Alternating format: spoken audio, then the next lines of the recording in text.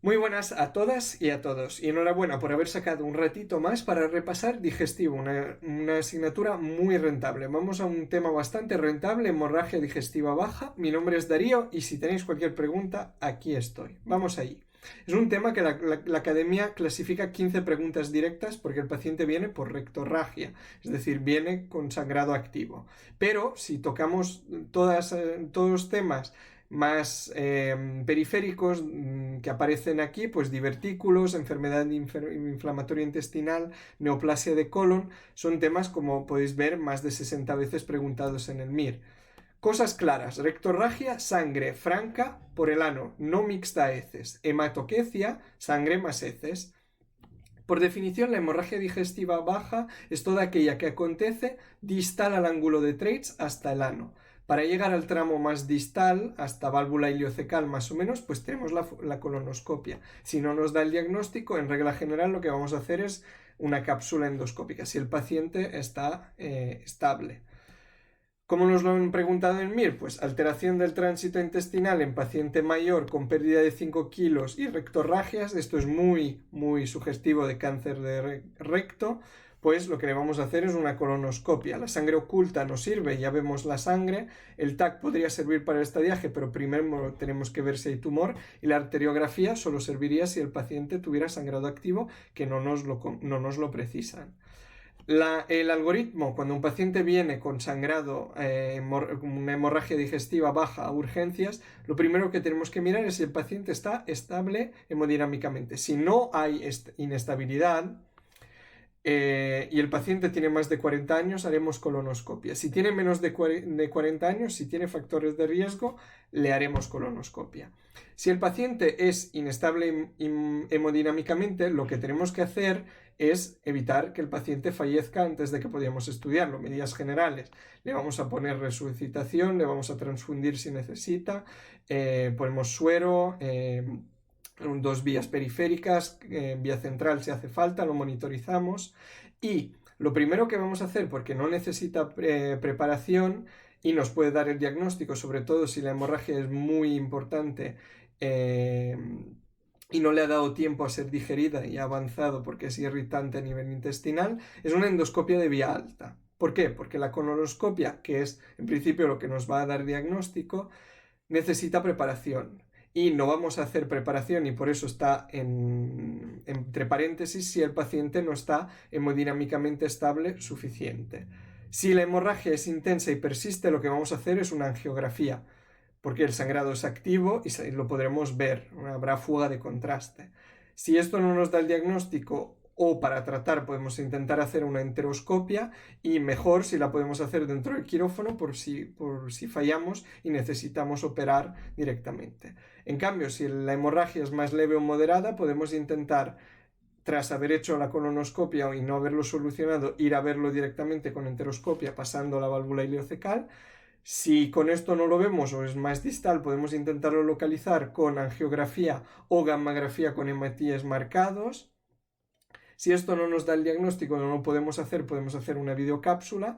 Y si el paciente sigue sangrando, puede ser leve o moderado, pero si lleva días sangrando, pues podemos contemplar una endoscopia intraoperatoria.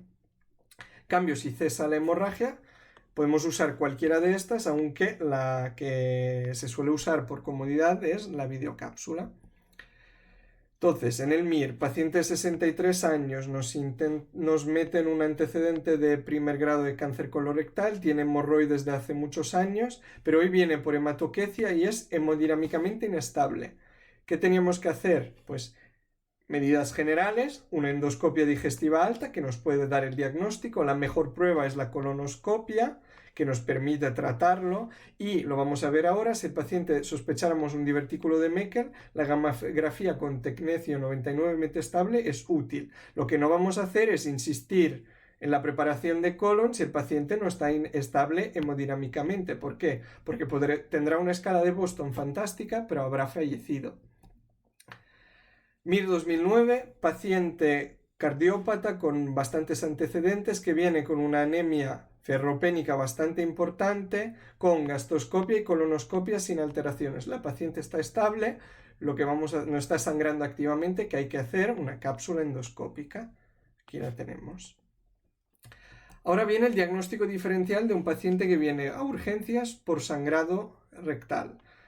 La causa primera son las hemorroides en todas series, pero es tan obvio que se suele decir, esta es la segunda causa si no contamos las hemorroides. Pues hemorroides, primera causa en absoluto, rectorragia franca, escasa, autolimitada, aunque puede ser más importante. El paciente suele estar asintomático, como mucho un poquito de prurito, o se palpa la hemorroide cuando sale. Según sean internas o externas, pues está afectado el recto o el ano, es decir, la parte más distal puede aparecer en todas edades y se diagnostica por inspección, por tacto, quien no mete el dedo mete la pata, y no podemos excluir que un paciente esté sangrando solo por hemorroides o por hemorroides y algo más, por lo que siempre se aconseja hacer también colonoscopia. Ahora vamos a la primera causa y a la segunda causa si no contamos las hemorroides.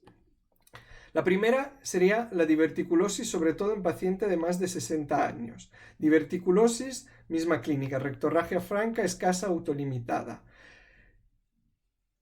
En los divertículos donde es más frecuente el sangrado son divertículos de colon derecho, que no duelen pero sangran. En el MIR, por desgracia, nos lo han preguntado como complicación de la diverticulitis. La diverticulitis es apendicitis izquierda y son más frecuentes en divertículos de sigma. Cuando veáis una M así, esto quiere decir que se ha preguntado en el MIR. ¿Cómo se diagnostican los divertículos? Pues con una colonoscopia. La angiodisplasia en el MIR se asocia a estenosis aórtica. Es más frecuente también en el lado derecho. Esto se ha preguntado en el MIR y es la segunda causa. Diagnóstico, colonoscopia. Cambiamos de tercio a nivel de edad. Primera causa en paciente joven, adento joven, pediátrico, menos de 30 años. El divertículo de Meckel, la principal malformación del aparato digestivo. Cursa con hematoquecia versus sangrado oculto. Si da síntomas, pues simula una apendicitis, dolor en fosa ilíaca derecha. Si no da síntomas, pues una anemia por el sangrado oculto. Es más frecuente en ilion terminal, en el lado derecho, como todas las patologías de esta diapositiva.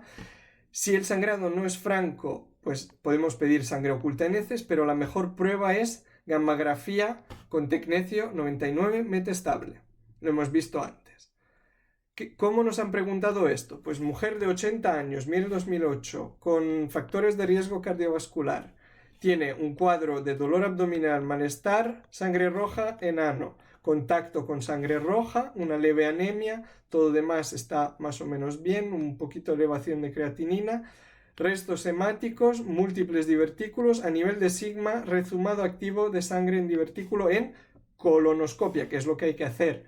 Pues, ¿qué hay que hacer para evitar que deje de sangrar? Es coagular la lesión, nada de estudiar o operarla. MIR 2011, varón joven, 16 años, hemorragia digestiva baja importante que llega a requerir transfusiones, soporte general. Endoscopia digestiva alta sin patología. ¿Cuál es la causa más probable? Pues un divertículo de Meckel. Gammagrafía con tecnecio 99 metestable. Ahora vamos a patologías con predominio de colon izquierdo, pero seguimos con adulto joven. En adulto joven es bastante frecuente la enfermedad inflamatoria intestinal, que puede cursar con rectorragia y o hematoquecia. En la colitis ulcerosa es más frecuente la rectorragia y por eso os he dejado aquí marcado el lado izquierdo. En colon se puede afectar todo. Cursa con disenteria, es decir, diarrea más sangre y moco, fiebre, síndrome constitucional, dolor abdominal, puede incluso, sobre todo en el Crohn, dar masa palpable y sobre todo todas las manifestaciones sistémicas que nos piden en el MIR. Es relativamente frecuente y lo que hay que pedir es colonoscopia más biopsia. En una neoplasia nos podría confundir, también puede cambio de hábito intestinal, también lo hay, una diarrea es un cambio del hábito intestinal, el síndrome constitucional se solapa, lo que pasa es que la edad suele ser más avanzada, salvo en los cánceres hereditarios. El predominio es igual en recto sigma, es un cáncer muy frecuente, por lo que podemos tener dudas, y la clínica es de rectorragia franca en el cáncer de recto sigma y una hemorragia más oculta en el cáncer de colon derecho. En todo caso, como se diagnostica, con colonoscopia más biopsia, salvo que el paciente solo venga con anemia y un sangrado oculto, por lo que podemos pedir primero una prueba de sangre oculta en heces. Recordad, colon derecho, colon discreto. Otra patología de pacientes mayores con factores de riesgo cardiovascular es la colitis isquémica, que cursa con rectorragia, dolor en fosa ilíaca izquierda, hipotensión y también predominio izquierdo. Es la más frecuente de las patologías vasculares de intestino grueso y también se diagnostica con colonoscopia. De hecho, es la única de patología vascular que se diagnostica con colonoscopia primero. Mujer de 75 años con hipertensión y hipercolesterolemia. Tenía el colon bien en la última colonoscopia, pero hoy viene por sangre roja franca por ano con dolor en mi abdomen izquierdo, malestar general, sudoración. El hematocrito ha bajado un poquito, se realiza colonoscopia. ¿Cuál es el diagnóstico más probable? Una colitis isquémica. Paciente de 24 años, diarrea con emisión de moco y sangre, paciente joven con disenteria y dolor abdominal, sin otros antecedentes que nos sugieran otro tipo de colitis. Lo que tiene más probablemente es una enfermedad inflamatoria intestinal y lo que hay que pedirle es una colonoscopia.